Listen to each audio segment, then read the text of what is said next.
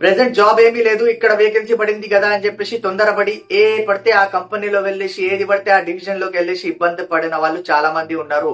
అయితే మీకు job vacancy గురించి తెలిసిన తర్వాత, మేనేజర్ తో మాట్లాడిన తర్వాత జాబ్ లో జాయిన్ అవ్వడానికి ముందు మీరు కొన్ని విషయాలు తెలుసుకోవాలి. ఇంపార్టెంట్ గా తెలుసుకోవాల్సిన విషయాలు 3.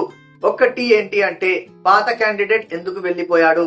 రెండవది మనకి లింక్డ్ స్టాకిస్ట్ ఎవరైతే ఉన్నారో ఏజెన్సీలో దాంట్లో క్లోజింగ్ స్టాక్ ఎంత ఉంది. మూడో విషయం టార్గెట్ ఎంత ఉంది, మార్కెట్ లో సేల్ ఎంత ఉంది. ఓకేనా, ఇవన్నీ ఎందుకు తెలుసుకోవాలి, దానికి కారణాలు కూడా నేను చెప్తా. లేదంటే తర్వాత చాలా ఇబ్బంది పడాల్సి వస్తుంది. అటు కాదు ఇటు కాకుండా మధ్యలో ఉండిపోతారు మీరు. పాత క్యాండిడేట్ ఎందుకు వెళ్లిపోయాడు మీరు అడగండి, మార్కెట్ లో తెలుసుకోండి ఇంతకు ముందు ఈ పొజిషన్ లో ఏ క్యాండిడేట్ ఉన్నాడు అని చెప్పేసి. వీలైతే అతన్ని కాంటాక్ట్ చేయడానికి ట్రై చేయండి, మాట్లాడండి. ఎందుకంటే కారణం అతను తప్ప ఎవ్వరు చెప్పలేరు. ఓకేనా, అతన్ని తెలుసుకోండి. కంపెనీలో ఏమైనా ప్రాబ్లం ఉందా, శాలరీ ఇష్యూ ఉందా, అలవెన్స్ ఇష్యూ ఉందా, లేకపోతే నువ్వు నీ పర్సనల్ కారణాల వల్ల వెళ్లిపోయావా. ఓకేనా, తెలుసుకోండి.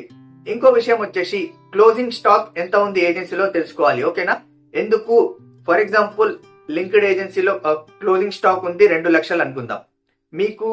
మీరు జాయిన్ అయిపోయిన తర్వాత ఏజెన్సీ వాళ్ళు ఏమంటారు, ఈ స్టాక్ క్లియర్ చేస్తే కొత్త ఆర్డర్ పెడతామని చెప్పేసి అంటారు. కంపెనీ వాళ్ళు ఏమంటారు, జాయిన్ అయిపోయినావు ఎన్ని రోజులైంది, నువ్వు వర్క్ చేస్తున్నావు కదా, ఆర్డర్ పెట్టియట్లేవేంటి అని చెప్పేసి వాళ్ళు అంటారు. ఓకేనా, ఇటు సైడ్ నుంచి ప్రెషర్, ఇటు సైడ్ నుంచి ప్రెషర్, మీకు శాండ్విచ్ ప్రెషర్ అయిపోతుంది. అందు గురించి క్లోజింగ్ ఎంత ఉందో కూడా తెలుసుకోవాలి. 8 లక్షల క్లోజింగ్ పెట్టి వెళ్లిపోయిన క్యాండిడేట్ ని కూడా చూసినా నేను. అక్కడ దాదాపుగా చూస్తే 2 లక్షలు కూడా సేల్ లేదు. ఓకేనా, అక్కడ ఏజెన్సీలో ఉన్న స్టాక్ క్లియర్ అవడానికి 4, 5, 6 నెలలు పడుతుంది. ఇంకా అప్పటిదాకా కంపెనీకి మీరు ఎలాంటి ఆర్డర్ ఇవ్వలేరు. 6 నెలలు కంపెనీ చూస్తూ కూర్చోదు మిమ్మల్ని. ఓకేనా, ఇంకొక విషయం, ఇది కూడా ఇంపార్టెంట్ అండి. ఎందుకంటే మీరు మేనేజర్ నే అడగొచ్చు మన టార్గెట్ ఎంత ఉంది అని చెప్పేసి. ఆయన చెప్తాడు ఎంతో, 2 లక్షలు, 3 లక్షలు, 4 లక్షలు, వాట్ ఎవర్ ఇట్ ఇస్. ఓకేనా, సేల్ ఎంత ఉంది అనేది కూడా మేనేజర్ చెప్తాడు. బట్ మీకు ఖచ్చితంగా తెలియాలి అంటే మళ్ళీ ఆ పాత క్యాండిడేట్ నైనా అడగాలి, లేదా ఆ లింక్డ్ ఏజెన్సీ ఏదైతే ఉందో వాళ్ళనైనా అడగాలి.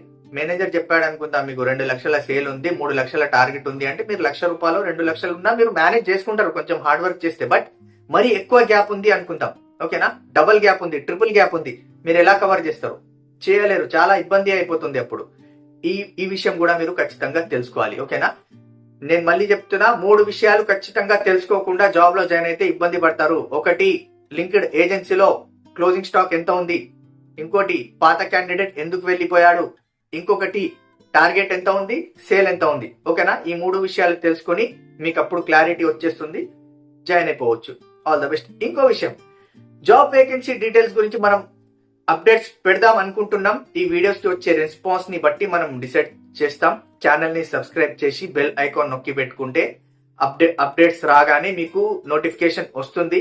కాదు నిమ్మలంగా చూసుకుందాం అనుకుంటే 2-3 రోజుల తర్వాత మీకు కనిపిస్తుంది. అప్పటిలోపు ఆ జాబ్ వేరే వాళ్ళు కూడా కొట్టేయచ్చు. ఓకే, ఇంకేమైనా డౌట్స్ ఉంటే అడగండి, వీడియోస్ చేద్దాం, దాని మీద కూడా క్లారిటీ ఇచ్చేద్దాం. That's it, thank you.